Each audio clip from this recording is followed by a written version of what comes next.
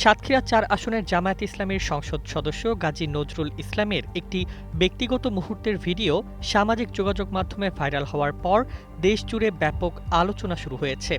ভিডিওতে এক নারীর সঙ্গে তাকে ঘনিষ্ঠ অবস্থায় দেখা যায়। ভিডিওটি প্রকাশের পর থেকেই এটি নিয়ে নানা দাবি পাল্টা দাবির সৃষ্টি হয়েছে। নগদ নিয়ে এলো হার না মানা হার অফার। সর্বনিম্ন 10,000 টাকা রেমিটেন্স নগদে পাঠালে থাকছে স্বর্ণের হার জেতার সুযোগ। ভাইরাল ভিডিও নিয়ে মঙ্গলবার নিজের ফেসবুক পোস্টে মুখ খুলেছেন গাজী নজরুল ইসলাম। তার দাবি, গত ১৩ জুলাই রাজধানীর মগবাজারে দ্বিতীয় স্ত্রীর বাবা মাসুম বিল্লার অফিসে অবস্থানকালে একটি পরিকল্পিত ঘটনার শিকার হন।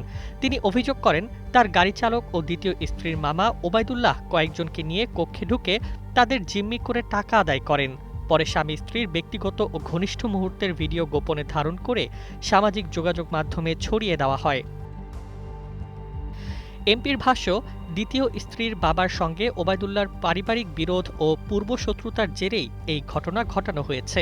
তিনি আরও জানান, গত ১৭ জুন পরিবারের সম্মতিতে এবং প্রথম স্ত্রীর সম্মতিক্রমে মরিয়ম বেগমকে দ্বিতীয় স্ত্রী হিসেবে বিয়ে করেন। তাই ভিডিওটিকে বিবাহ বহির্ভূত সম্পর্ক হিসেবে প্রচার করা সম্পূর্ণ মিথ্যা ও উদ্দেশ্য প্রণোদিত বলে দাবি করেন তিনি। অন্যদিকে ভিডিওটি এআই দিয়ে তৈরি এমন দাবির সত্যতা পায়নি ফ্যাক্ট চেকিং প্রতিষ্ঠান ডিসেন্ট।